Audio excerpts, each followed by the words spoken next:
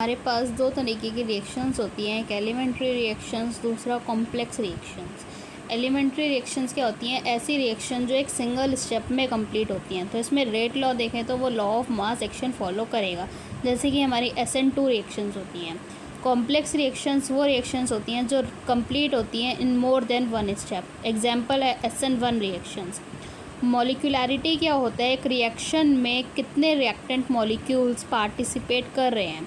जैसे कि सपोज़ हमारा है यूनिमॉलिक्यूलर रिएक्शन, तो ऐसी रिएक्शन सिर्फ जिसमें सिर्फ एक मॉलिक्यूल रिएक्ट कर रहा है, क्योंकि जैसे PCl5 है, वो रिएक्ट करके PCl3 + Cl2 दे रहा है।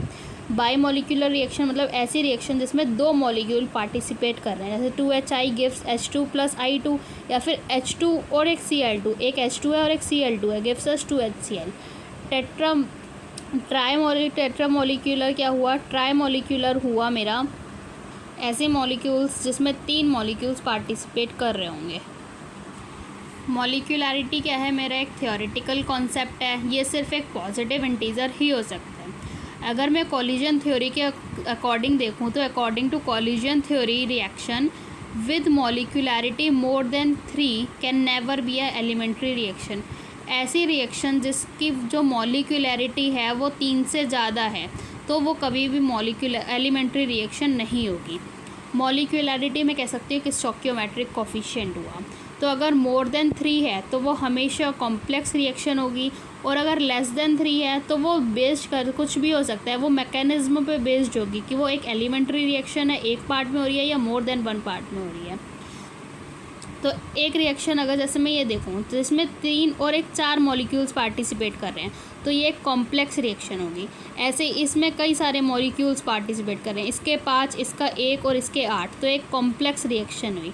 ऐसी इसमें 2 रिएक्टेंट मॉलिक्यूल्स पार्टिसिपेट कर रहे हैं, तो ये एक एलिमेंट्री रिएक्शन भी हो सकती है और कॉम्प्लेक्स रिएक्शन भी हो सकती है, वो डिपेंड करेगी इसके मैकेनिज्म के ऊपर। एलिमेंट्री रिएक्शन, अगर मैं एलिमेंट्री रिएक्शन पर law of mass action apply करूँ तो A + 2B gives us product, जो कि एक एलिमेंट्री रिएक्शन है। तो मैं इसमें रेट लॉ लिखूँ तो रेट लॉ कैसे लिखा जाएगा? रेट = K, जो कि एक कांस्टेंट है, A⁴ और B⁴ तो यहाँ पे मॉलिक्यूलैरिटी क्या आएगी? 1 मोल A के हैं और 2 मोल B के हैं, तो मॉलिक्यूलैरिटी मेरी 3 आ गई। और ऑर्डर क्या होता है? पावर्स का जो ऐड करके आता है, तो ऑर्डर मेरा 3 आ गया। जैसे एक रिएक्शन और है, एक एलिमेंट्री रिएक्शन है, P + Q गिव्स प्रोडक्ट, तो इसमें जो मॉलिक्यूलैरिटी होगी वो क्या होगी? 2, और ऑर्डर क्या होगा? 2। तो एक एलिमेंट्री रिएक्शन के लिए जो मॉलिक्यूलैरिटी होती है वो ऑर्डर के इक्वल होती है। अब कई क्वेश्चंस में मेरे पास जैसे स्टेप्स लिखे होते हैं कि एक ये स्टेप जो हो रहा है वो स्लोवेस्ट स्टेप है, तो स्लोवेस्ट स्टेप जो होता है वो रेट डिटरमाइनिंग स्टेप होता है, मतलब ये स्टेप सबसे धीरे हो रहा है, तो ये डिटरमाइन करेगा उस पूरी रिएक्शन के रेट को। इंटीग्रेटेड रेट लॉ, अगर मैं रेट लॉ का इंटीग्रेशन देखूँ, ये मुझे क्या बताता है? This tells us how rate of any reaction varies with time. A gives product, अगर मेरे पास कोई nth ऑर्डर रिएक्शन है तो रेट लॉ कैसे लिखा जाएगा? R = K⁴n, क्योंकि वो nth ऑर्डर है। तो मैं अगर एक इंस्टेंट पे देखूँ तो -dA/dt, माइनस क्यों आया? क्योंकि ये डिसअपियर हो रहा है, तो = K⁴n, तो -dA/A⁴ को मैं नीचे ले आई, = K/dt। अगर मैं अब दोनों साइड इंटीग्रेट कर दूं तो इसको मैंने इंटीग्रेट करा A0 to AT, और इसको मैंने इंटीग्रेट करा 0 to T टाइम तक। तो ये क्या है? एक जनरल फॉर्म है इंटीग्रेटेड रेट लॉ की, जो कि डिपेंड कर रही है ऑर्डर की रिएक्शन पे। अब अगर मैं देखूं फर्स्ट केस में, अगर मेरा 0 ऑर्डर रिएक्शन है तो n की वैल्यू मेरी 0 होगी, तो A गिव्स प्रोडक्ट, तो अभी इनिशियल जो है अगर इसका रिएक्टेंट कुछ है A0, अब कुछ T टाइम पे क्या हुआ? A से क्या हो गया? वो A - X हो गया, तो ये A0 हुआ, ये AT हुआ, तो इसमें जितना माइनस हुआ प्रोडक्ट में उतना ही बन के आया। तो रेट लॉ कैसे लिखा जाएगा? रेट लॉ = R = K⁴0, क्योंकि ये 0 ऑर्डर है, तो रेट किसके बराबर? रेट क्या होगा इसमें? कांस्टेंट होगा, तो -dA/dt = K लिख सकती हूँ यहाँ से मैं। तो यहाँ से क्या आएगा? dA = K/dt।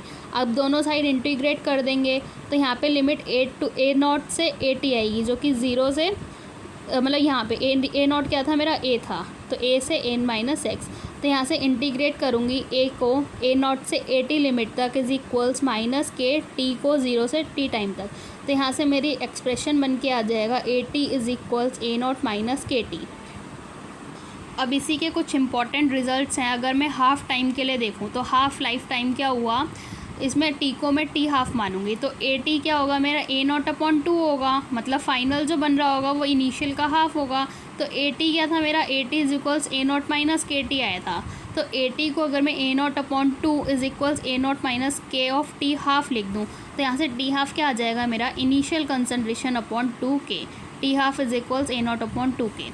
अब टाइम फॉर कंप्लीशन, मतलब मैं 100% जब पूरी टाइम हो गया इस रिएक्शन को होते हुए तो टी अगर मैं 100 लिखूँ तो ए टी क्या हो जाएगा, 0 हो जाएगा, मतलब फाइनल कंसनट्रेशन तो अब कुछ बचेगी नहीं रिएक्टेंट की। तो यहाँ से क्या आ जाएगा, यहाँ से टी ऑफ 100 क्या आ जाएगा, A0/K आ जाएगा।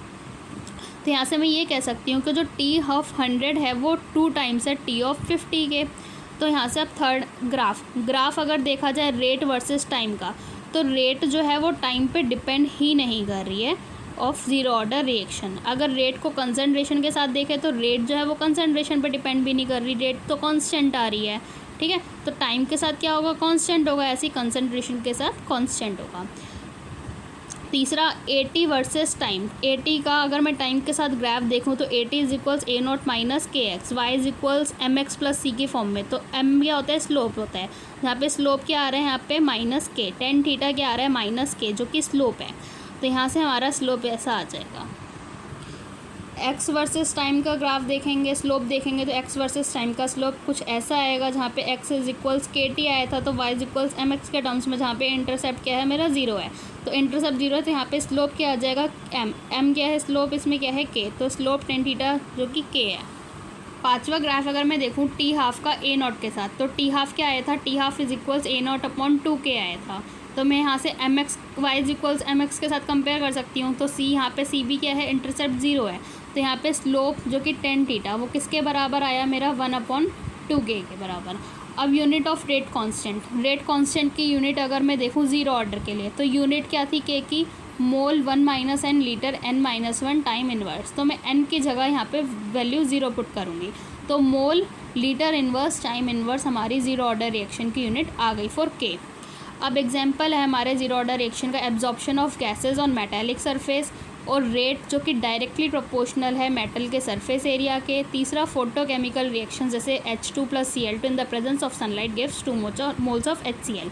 अगर ये डार्क में होगी तो ये बहुत धीरे होगी, और लाइट में होगी तो ये एक्सप्लोसिव हो जाती है। तो जो मेरी रिएक्शन का रेट है वो डिपेंड करती है इंटेंसिटी ऑफ लाइट पे। ऐसे ही अगर मेरा फर्स्ट ऑर्डर रिएक्शन है तो सेम मैं यहाँ पे क्या करूँगी, R इज इक्वल्स के A⁻1 रखूँगी, तो रेट क्या आ जाएगा, डायरेक्टली प्रोपोर्शनल आ जाएगा कंसनट्रेशन के। तो ऐसे ही -dA/dt is equals K of A। तो यहाँ से मैं इंटीग्रेट करूँगी दोनों साइड, लिमिट A0 से AT तक।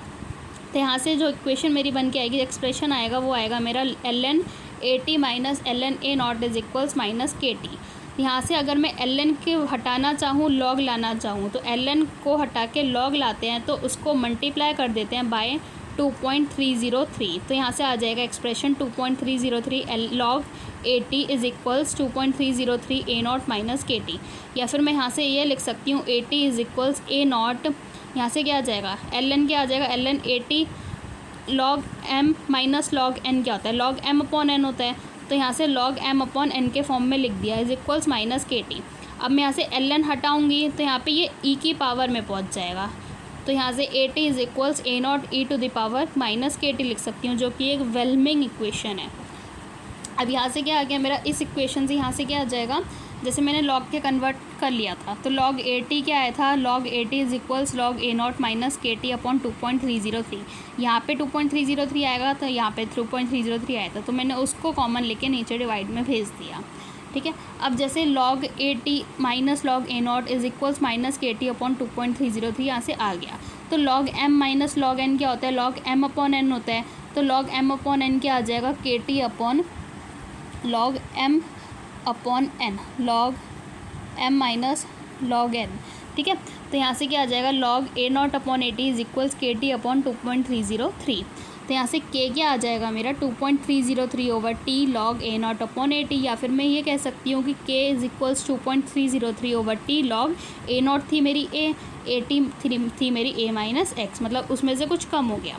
अब इसका इंटीग्रेटेड रेट लॉ अगर मैं देखूँ तो इंटीग्रेटेड रेट लॉ कैसे क्या आएगा इसका, ln at is equals ln a naught minus के टी था, तो लॉग इसको लॉग में कन्वर्ट कर लिया, तो log at is equals log a naught minus के टी अपॉन 2.303।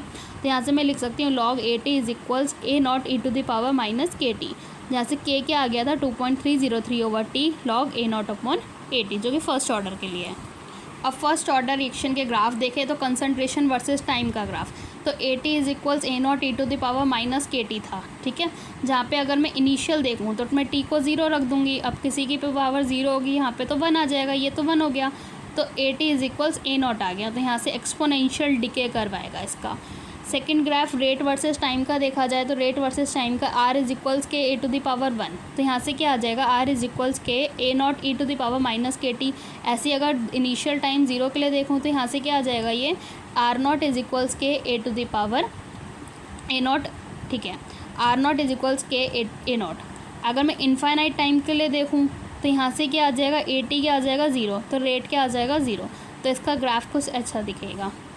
ऐसे ही अगर टी हाफ को अगर ए नॉट के साथ देखूँ तो इसका टी हाफ अगर मैं देखूँ पहले तो टी हाफ कैसे आएगा इसका, तो टी हाफ मतलब at T is equals T half, तो ए टी क्या हो जाएगी फाइनल कंसंट्रेशन क्या हो जाएगी मेरी इनिशियल कंसंट्रेशन की हाफ हो जाएगी, तो के is equals 2.303 upon T half log A not upon a T को मैंने ए नॉट बाई 2 लिख दिया, तो यहाँ से ए नॉट से ए नॉट हट गया, ये ऊपर चला गया, तो के टी हाफ क्या आ गया मेरा 2.303 अपॉन के log 2। अब log 2 की वैल्यू होती है 0.3010, तो यहाँ से हमारा सॉल्व करके टी हाफ की वैल्यू आ गई 0.693 ओवर के।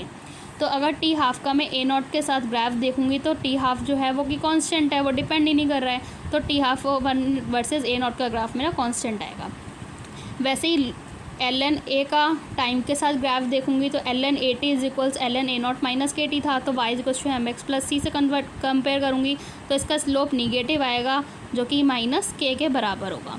ऐसे log a t versus time का देखा तो इसको बस कन्वर्ट कर दिया लॉग में, ln को लॉग में कन्वर्ट करा तो प्लस 2.303 से मल्टीप्लाई कर दिया जो कि यहाँ पे आ गया, तो इसको मैंने अब कंपेयर करा y is equals M X plus C के साथ, तो इसका स्लोप क्या आया कुछ माइनस का k अपॉन 2.303 आ गया, ठीक है। अगर मैं 100% टाइम पे देखूँ तो एट t इज इक्वल्स 100, ठीक है, तो ए टी क्या हो जाएगा फाइनल कंसंट्रेशन तो मेरी 0 हो जाएगी, तो के टी इज इक्वल्स 2.303 अपॉन के log A not upon a T 0 हो गया, तो ये पूरे टर्म क्या हो जाएगा इनफाइनाइट, तो टी हाफ क्या आ जाएगा इनफाइनाइट। अब एग्जाम्पल देखा जाए जैसे N2O4 कन्वर्ट हो रहा है 2 मोल्स ऑफ N2O में, SO2 Cl2 कन्वर्ट हो रहा है SO2 और Cl2 में, और मेरे जितने भी रेडियो एक्टिव डिके होते हैं वो मेरे फर्स्ट ऑर्डर रिएक्शन के एग्जांपल होते हैं। 2 moles of H2O2 gives us 2H2O plus O2। जो बैक्टीरियल ग्रोथ डिके होती है, चार्जिंग और डिस्चार्जिंग होता है कैपेसिटर का, LC सर्किट का, वो सारे मेरे फर्स्ट ऑर्डर रिएक्शन में आते हैं। अब definite 100% take definite time for percentage takes definite time for completion which is independent of the initial concentration. अब अगर मेरा टी हाफ जो है वो इनिशियल कंसंट्रेशन का इंडिपेंडेंट है, ठीक है, तो ए नॉट को अगर मैं क्या लूँ इनिशियल कंसंट्रेशन क्या है अभी मेरी 100% है, तो टी 80 पे क्या होगी मतलब 80% रिएक्शन हुआ है, तो ए टी क्या आ जाएगा मेरा 20 आएगा, ए माइनस एक्स मतलब 100 माइनस 80 मतलब 20, तो यहाँ से टी 80 कितना आ जाएगा 2.303 ओवर के लॉग इनिशियल मतलब 100 अपॉन ए माइनस एक्स मतलब 20, तो यहाँ से सॉल्व करके मेरी टी ए टी की वैल्यू ये आ जाएगी। या फिर इसके लिए एक शॉर्ट ट्रिक देख सकते हैं, जैसे ए नॉट अभी मेरा 100 है इनिशियल, टी हाफ करा तो 50 हो गया, उसका भी हाफ करा तो 25, उसका हाफ करा तो 12.5, उसका हाफ करा तो 6.25, तो टी 100 से टी 25 मतलब 75% कम्प्लीशन हुआ, तो वो क्या हो गया 1 और 2 टाइम्स और टी हाफ। अब यहाँ से 100 से 12.5 तक पहुँचा मतलब 87.5% कम्प्लीशन हुआ है, तो 1 2 3 टी हाफ आ गया। ऐसे 100 से 6.25% हुआ मतलब 93.75 कम्प्लीशन हुआ, तो कितने टी हाफ लगेंगे 1 2 3 4 टी हाफ लगेंगे। अब 90% कम्प्लीशन के लिए देखें तो टी 90, तो इनिशियल क्या है ए नॉट 100 है, तो टी 90 पे देखें तो 100 माइनस ऑफ 100 90%, तो 100 माइनस 100 इंटू 90% जो कि 10 आएगा, तो ए नॉट मेरा हो गया 100, ए टी हो गया मेरा ए माइनस एक्स मतलब जो कि 10 है, तो यहाँ से टी 90 कितना आ जाएगा 2.303 ओवर के आ जाएगा। अब ऐसे यहाँ एक शॉर्ट ट्रिक है, टी 90 यह है 2.303 ओवर के, तो T99 क्या हो जाएगा, इसी का 2 टाइम्स हो जाएगा, T90 का 2 टाइम्स। अब 99.9 है तो इसका 3 टाइम्स हो जाएगा। अब 99.99 टाइम्स है तो इसका 4 टाइम्स हो जाएगा। ऐसे ही फर्दर इसके लिए 5 टाइम्स हो जाएगा।